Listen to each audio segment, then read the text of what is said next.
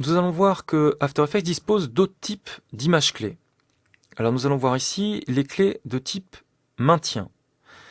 Alors on retourne évidemment avec nos escargots. Ici, je sors de l'éditeur graphique. Et ici je pars de ce fichier-là, c'est-à-dire que escargot 1, si j'appuie sur P, vous voyez, n'est absolument pas animé en position. Imaginons que j'ai envie de faire tricher mon escargot 1 et qu'en une seule image, il parvienne, hop, jusqu'à la ligne d'arrivée. Par défaut, qu'est-ce que vous feriez pour créer une animation en une image?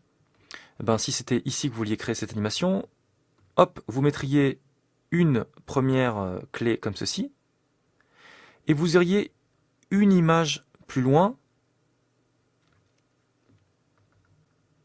Hop, je zoome dedans, je vais une image plus loin comme ceci. Et là, vous feriez une modification comme ceci de la valeur.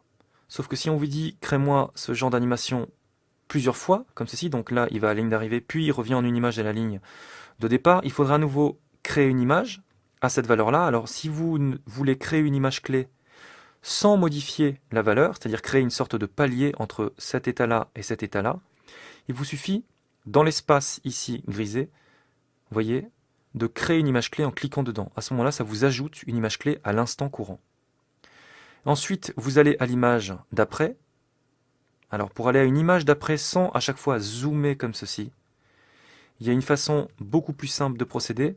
C'est pomme ou contrôle, curseur gauche, curseur droite.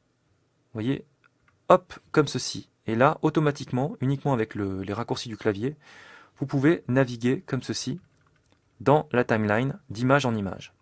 Si vous souhaitez vous balader dans la timeline de manière un petit peu plus rapide, à ce moment-là, c'est bien toujours commande ou contrôle, curseur gauche ou droite, mais vous appuyez en plus sur Shift. À ce moment-là, vous irez de 10 images en 10 images.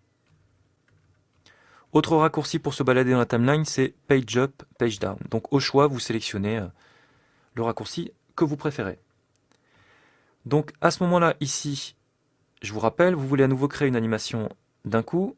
Hop, ici vous avez créé votre petit palier et vous modifiez à nouveau la valeur comme ceci de votre escargot, par exemple ici. Et là, vous avez bien une animation qui s'est créée. Hop, en une image, puis à nouveau, hop, en une image. Imaginez que vous ayez ce type d'animation à faire 50 fois. C'est pas très pratique quand même si vous avez des modifications à faire, parce que si vous avez cette valeur-là à modifier, ça veut dire qu'il faut également modifier cette valeur-là, puisque c'est un palier que vous avez créé. Donc, les clés de type maintien vous permettent de faire cela très simplement. Il vous suffit là, pour l'instant, à n'importe quel moment, de créer une première image clé, comme ceci. Et à ce moment-là, vous faites un clic droit dessus et vous lui dites qu'elle est de type maintien des images clés. Comme cela. À ce moment-là, vous avez cet aspect-là de la clé qui apparaît, c'est-à-dire qu'à gauche, à l'approche, elle est toujours de type linéaire.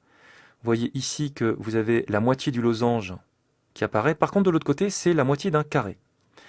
Comment est-ce que, hop, ça affecte le déplacement après à l'éloignement? Tout simplement, vous créez une interpolation, donc jusqu'à la fin, par exemple, comme ceci. Sauf que là, vous avez bien une trajectoire qui a été créée, mais vous n'avez plus les petits points qui étaient visibles et qui montraient les déplacements dans le temps et l'interpolation entre les deux au cours du temps. Hop, entre ici, dans notre cas, la 10e image et la fin à notre 19e image.